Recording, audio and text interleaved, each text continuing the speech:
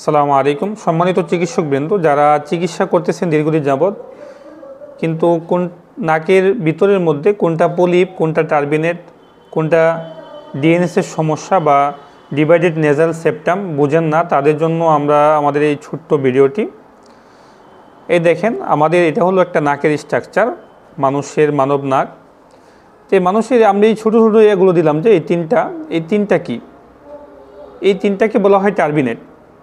আমাদের নাকের মধ্যে আল্লাহ তাআলা কুদরতিভাবে এই নাকের ভিতর দিয়ে যে জীবাণু বা পোকামাকড়, ধুলাবালি ইত্যাদি প্রবেশ করে, তার মধ্যে যে ধরনের ব্যাকটেরিয়া আছে তাকে প্রতিহত করার জন্য এবং আমাদের বাতাসটাকে, আমরা যে নিঃশ্বাস নেই সেই নিঃশ্বাসকে ফিল্টার করার জন্য আমাদের নাকের মধ্যে তিনটা টার্বিনেট দিয়ে রাখছেন আল্লাহ তাআলা।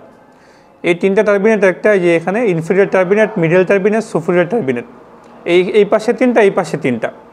তাহলে এই টার্বিনেট যেগুলো, এইগুলো কিন্তু মানুষের জন্য অত্যন্ত উপকারী, এটা কখনোই মানুষের জন্য ক্ষতিকারক না। কিন্তু আমরা অনেকে ভুল বুঝি কি, যে নাকের ভিতরে মাংস দেখলেই মনে করি এটাই পলিপ, এবং সেটাকে আমরা কোনো স্টোন, সোডা বা অ্যাসিড দিয়ে পুড়িয়ে দেই বা যে কোনোভাবে সেটাকে ফেলে দেই।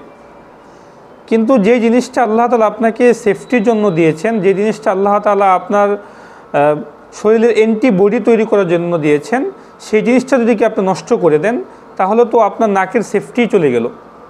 তা আপনি যদি একজন চিকিৎসক হয়ে একজন রোগীর নাকের সেফটি দূর করে দেন বা ধ্বংস করে দেন, তাহলে আপনার মতন চিকিৎসক তো সমাজের জন্য কল্যাণকর না হয়ে সমাজের জন্য ধ্বংসের কারণ হয়ে আসবে।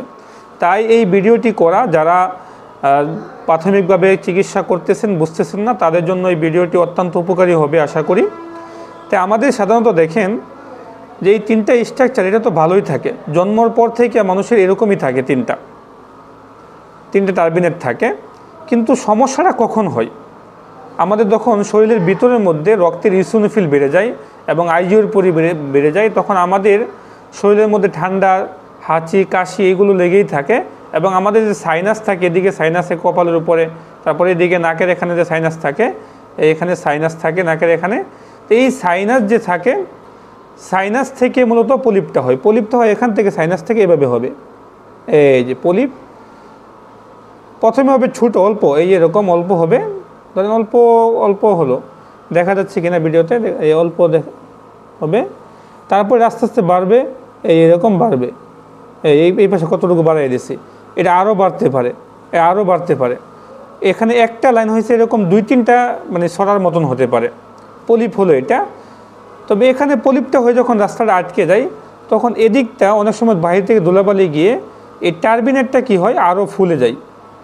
আল্লাহ প্রদত্ত থাকে এতটুকু, কিন্তু আরও ফুলে গিয়ে আরও বেশি হয়, এভাবে বেশি হয়, এবং এটাও আরও বেশি হয়। এটাও ধরে আমরা বেশি, এটাও তো বেশি হয়ে যে অতিরিক্ত অংশটা, এই অতিরিক্ত অংশটাই আমাদের জন্য ক্ষতিকারক হয়। তা আমরা অনেক সময় কী করি, টার্বিনেটকে লুকানোর জন্য বা টার্বিনেট ফোলা কমানোর জন্য আমরা বিভিন্ন ড্রপ ব্যবহার করি, নেজাল ড্রপগুলো। যেই ড্রপগুলো কাজ করে কি, আমাদের এই তিনটা টার্বিনেট তারা একসাথে করে দেয়, এভাবে একদম কোরবালিশের মতন হয়ে যায়। তখন 3 টার্বিনেট এক হয়ে এভাবে ফুলে যায়, এই যেভাবে ফুলে যায়। অনেকের নাক একদম অফ হয়ে যায় এভাবে, এই ধরনের টার্বিনেট। তাহলে এখানে তার রুগীটার পলিপও আছে, এই পাশে আবার কি টার্বিনেটও আছে। তো দুইটা যখন একসাথে তার নাকের মধ্যে, তখন নিঃশ্বাস নেওয়ার জায়গা নেই, তখন মুখ দিয়ে নিঃশ্বাস নেন।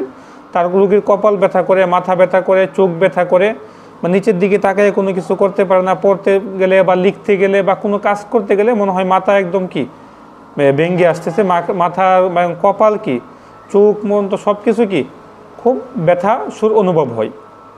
তাহলে আমরা যখন পলিপের চিকিৎসাটা করি, যারা ভিজিটিং কার্ড কাইটা তার মধ্যে মেডিসিন ব্যবহার করেন, পলিপ তো থাকে এখানে ভিতরে। তা আমরা খালি চোখে যেটা দেখতে পাই লাইট দিয়ে, শুধুমাত্র আমাদের টার্বিনেটের এই ইনফেরিয়র টার্বিনেট যেটা আছে, প্রাথমিক টার্বিনেটের নিচের অংশটা দেখতে পাই, এই অংশটা, এই পাশের অংশ কিন্তু আমরা দেখতে পাই না। তাহলে আমরা এইটাকে আমরা সম্পূর্ণরূপে ভ্যানিশ করে দেই, অথচ পলিপটা আমাদের ভিতরে রয়েই যায়। আর আমাদের মেডিসিন দিয়ে ব্যবহার করলে কি হয়, আপনার টার্বিনেটটা সম্পূর্ণ ধ্বংস হবে না। টার্বিনেটটা এতটুকু, এই যে আল্লাহ পর যতটুকু ছিল এতটুকু কি এটা থাকবে, এই নিচেরটুকু, বাকি উপরের যে অংশটা, এই অংশটা আপনার আস্তে আস্তে আস্তে মিলিয়ে যাবে। এটা আমাদের মেডিসিন 3 দিনে কাজ করে, 3 দিনে দেখবেন এই মেডিসিনটা কি মিলিয়ে যাবে, রুগী বুঝতেও পারবে না। তো এই অংশ যখন মিলিয়ে যাবে তখন থাকবে শুধু এই এতটুকু অংশ। এতটুকু অংশ আমাদের প্রয়োজন নাকের জন্য। আর আমরা ভিতরে একদম গিয়ে এইখান থেকে পলিপটা আমাদের মেডিসিন বড় লম্বা কি তুলা পেঁচে কাঠিতে এই পর্যন্ত দিয়ে দিই, এমনকি আমরা গলা পর্যন্ত দিয়ে দিই। আমাদের মেডিসিন যদি এটা গলার ভিতরেও চলে যায়, আপনি যদি এই মেডিসিনটা গলার ভিতরেও দিয়ে দেন, তারপরেও কিন্তু কি রোগীর কোনো ক্ষতি হবে না, বরঞ্চ টনসিলের জন্য আরও ভালো হবে। পেটে চলে গেলেও এটা পেট ব্যথা ভালো হয়ে যায়। কিন্তু অন্য অন্য যে মেডিসিনগুলো চুন ছোড়ার এগুলো কিন্তু এখানে গেলে আপনার এই মাঝখানে সেপ্টামটা আছে, এই সেপ্টাম কিন্তু ছিদ্র হয়ে যাওয়ার সম্ভাবনা থাকে। কিন্তু আমাদের মেডিসিন সেপ্টামে কোনো রকম আঘাত হানবে না। আপনি সেপ্টামে মেডিসিন লাগিয়ে দেন তারপরেও কোনো সমস্যা হবে না। তাহলে যারা চিকিৎসা করতেছি তারা সামনে থেকে এই বিষয়টা খেয়াল রাখবো যে কোনটা পলিপ কোনটা টার্বিনেট। আমরা কি পলিপের চিকিৎসা করতেছি নাকি টার্বিনেটের। যারা কাঠি মানে অল্প ঢুকান বা একটু কোনো এখানে ঢুকে, অনেকে দেখলাম ভিডিও করে শুধু এই জায়গায় আমার চিকিৎসাটা দিয়ে ভিডিও শেষ করে দিচ্ছে। কিন্তু বাস্তবতা হলো কি, এই পর্যন্ত নাকের একটা বাঁকা থাকে এই পাশে, এই বাঁকার পর থেকে মূলত শুরু হয় টার্বিনেটটা। তাহলে আপনার কাঠি তো টার্বিনেট পর্যন্ত যায় নাই। তাহলে ভিতরে যে আপনি চিকিৎসা না করে যদি এই জায়গায় চিকিৎসা করেন তাহলে তো রোগীর সমাধানই হবে না। তাহলে কীভাবে আপনি সমাধান করতেছেন তা রোগীকে সমাধান করতে হলে আমাদের সঠিক বিষয়টা বুঝতে হবে এবং সেই অনুযায়ী ট্রিটমেন্ট দিতে হবে, তাহলে রোগী সুস্থ হবে। অন্যথায় রোগীকে এই জায়গায় একটু পুরে দেবেন, সাময়িকভাবে কিছুটা সে শ্বাস নিতে পারবে, মনে করবে ভালো হয়ে গিয়েছে। তারপর দেখবেন 2-3 মাস পর আবার আসতেছে, আয়সা বলবে ভাই কী চিকিৎসা করলেন, ভালো হয় নাই।